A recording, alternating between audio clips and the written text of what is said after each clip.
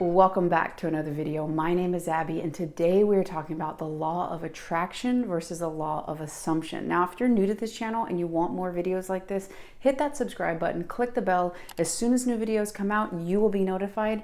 And if you really like this video, you want to show your support and love, hit that like button or leave a comment below. I always love hearing about your journeys, and if you have a question, let me know. So back to the video, law of attraction versus law of assumption. This video is actually a request from the comments, and basically a lot of times people get confused on, is it better to use the law of assumption or is it better to use the law of attraction? Well, in this video, I want to expand a little bit more on what each of those different laws are, how they work, and how they relate to each other. So first, obviously, the more well-known one is the law of attraction. Whatever it is that you're send out, you're going to attract, right? Well, a lot of times what people think is this is something new, that you learn about the law of attraction and then you start implementing, okay, what is it that you want to attract? A large amount of money, a dream relationship, a dream job? Well, what you have to understand first and foremost is that you've always been using and under the law of attraction, even if you're not conscious of it. In fact, most times what you're attracting in your life, unless you've done a lot of work, is something you're unconscious to. This is specifically if you continue to attract something it is that you don't really want, some kind of experience that you'd rather not be having. Well, basically, unconsciously, you are sending out thoughts and feelings, and that is bringing back to you this experience in your external reality. It is only reflecting back to you those deep unconscious thoughts. And the biggest thing here, the biggest challenge in law of attraction is making your unconscious conscious. The reason why is because you are attracting whoever it is that you are being, even if it is on an unconscious level. You have always been using this law. So from the time you are in the last trimester of your biological mother to about 7 years old, you're actually in theta brainwave. So a lot of the experiences, the beliefs, the mindsets, the way that you see the world through your perceptual filter is actually stored at an unconscious level. So something that you went through at that time, you could have been told by your parent or a teacher that you weren't creative. And then you go through the world thinking, oh, I'm not creative. You literally will avoid situations that are going kind of like a ninja, avoid situations that will show you something differently. This is because you have something called confirmation bias. You're going to have this set of beliefs, and you're going to be this person on a thinking and feeling level. You're going to go out and through your RES, your reticular activating system, you will look to verify that who it is you believe yourself to be is who you are. And you'll find experiences that are going to reflect that. You're sending out a call signal to the universe, and that's coming back to you. You'll be like, see, look, I'm not creative. But really what you have to understand is you are avoiding and being blind, really, because your filters are blocking out. You have about 50 million bits of information coming into your awareness every second, and your conscious mind is only picking up about 40 bits. You're only actually able to process that. That's according to Dr. Bruce Lipton. Now, if you have 50 million bits of information and you're only really taking out about 40, how many millions of bits of information are out there that disprove what it is that you think about yourself right now, whether it be about money, relationships, or your career? So the law of attraction really is about becoming conscious to what it is and who it is that you think you are.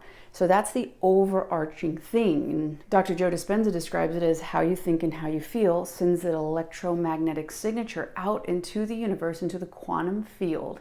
And that is selected then for you, just like a radio station. How you tune it is what you're going to pick up on, whether it be rock or country or jazz. Your thoughts and feelings are what's moving that dial. And wherever the dial is, you're going to pick up signals, experiences, people, circumstances that are going to be in alignment. That could be scarcity, that could be anxiety, that could be fear, that could be rejection, that could be abandonment. So whatever it is you're thinking and feeling, you're going to land on that dial, and then that is basically going to pick up the broadcast, because there are tons of radio waves happening right now that we're not able to see. But if we had a radio, we'd be able to tune in and hear them, but even though we're not able to see them or hear them right now. Same thing's happening with your experiences. And I'll actually add Dr. David Hawking's chart here so you can see the lower level emotions, mid-level, and then ultimately the higher vibration emotions, love and joy and peace up at the top. This is going to be more of a creative realm. You can see the level of consciousness.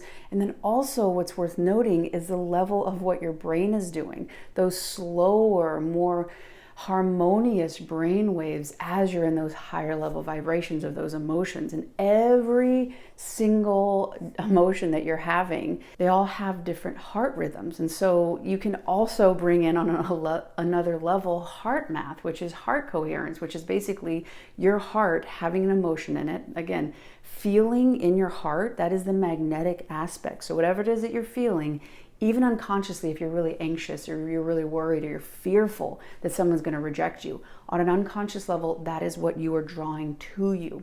If you are in that rhythm and you're in high beta, which is your mind is really erratic, you're going to be sending different signals to your brain to let your brain know what your heart's feeling, and then you're going to have corresponding thoughts for that.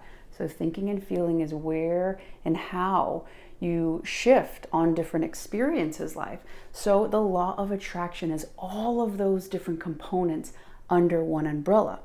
And part of that is a law of assumption. So the law of assumption, in my opinion, is under the reign of the overarching law of attraction. Law of assumption basically comes from Neville Goddard, and it says whatever you believe, give permission and consent to be true. So you're giving consent and permission. You're saying, you know what, that is going to have control over my life. Again, it is not objectively true, meaning it is not universally true. It is not unknown in the universe. It is true to you. So you act according to that being true. This actually reminds me of the game of kids play, sometimes adults, where ground is lava, right? And you dance around and you're like on a piece of furniture. You could be outside and on a playground. You got to use the surrounding structures to avoid the lava ground. Well, if you're going through life and you're seeing relationships to be lava, oh, okay, if I'm going into relationships, I'm going to assume that I'm going to get rejected or I'm going to be abandoned. Where you're going to be in life and move as if that were true. That means you're going to find people at an unconscious level that will mirror that back to you. You actually have something called a toroidal field around you, an energetic field, believe it or not. And if this is on a scientific level, so you don't have to believe in it for it to be true. There are actually machines that are picking up on this, your heart being the biggest one. But even on an electromagnetic level, your thoughts, other people are being able to pick up. You're able to pick up. That's why sometimes people have a bad vibe. You're picking up something that you're not really able to articulate unless you've done a lot of different work and you've practiced this.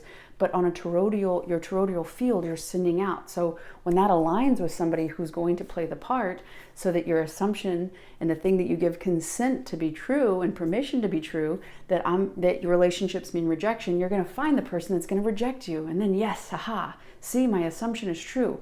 It's going then to fortify your identity, your self-concept, then it's going to be under the umbrella of the law of attraction. So you're going to attract that. So again, you can start to see that underneath the umbrella of the law of attraction is the law of assumption. That's one thing that can help fortify. This can be towards the experience that you want, towards that bigger version of yourself, that wish fulfilled. This could also be going away from that desired reality, that thing that you want to happen, that dream living in the end. So one thing that you can do is to start looking to see, okay, what am I giving permission and consent to be true?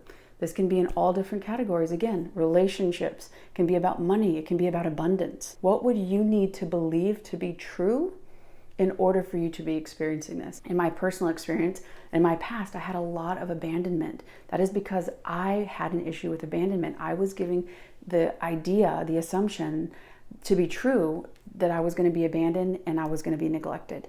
So I had a lot of issues with jealousy. Well, I was assuming, I was living off this assumption that that's what relationships were. The relationships were based on loss until I started really getting into my unconscious, which is basically to start asking myself a series of questions, going to different spiritual coaches to really unlock those emotions that were beyond my conscious comprehension and understanding. As I started to do that and I watched my behavior, how was I navigating in the world? What would I need? What would I be giving consent and permission to be true in order for me to act this way? oh, I was feeling that this person was going to leave me. So I was living in fear. As I started to see, oh, I abandoned myself.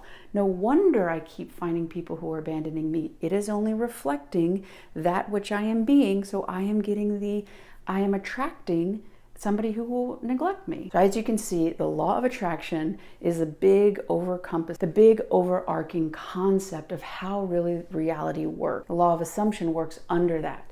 As you start to bring your unconscious to your conscious awareness, you will start to have massive ability to change your reality. Not because it's some new thing that you've never done before, simply by understanding where the levers are and how you've been navigating unaware to yourself, unaware to your conscious mind, and starting to say, oh, okay, actually, I'd really like to live in abundance, and becoming aware of where you fear scarcity. What is it that is keeping you from it? Because ultimately, you're getting a reflection of who you're being. So if you feel that you don't deserve, that you're afraid, maybe you're afraid because you don't even know how to live in abundance, that literally could be a block. And until you start really examining it, and one of the things I strongly encourage you to do is a Deepest Fear Inventory by Carolyn Elliott, and I'm going to leave a link in the description box. As you start to do this, I was blown away by some of the things, because basically you do the opposite of what you think. You think you want this thing, abundance, wealth, whatever it is. And this exercise will show you the deep unconscious fears that are actually preventing you from experiencing it.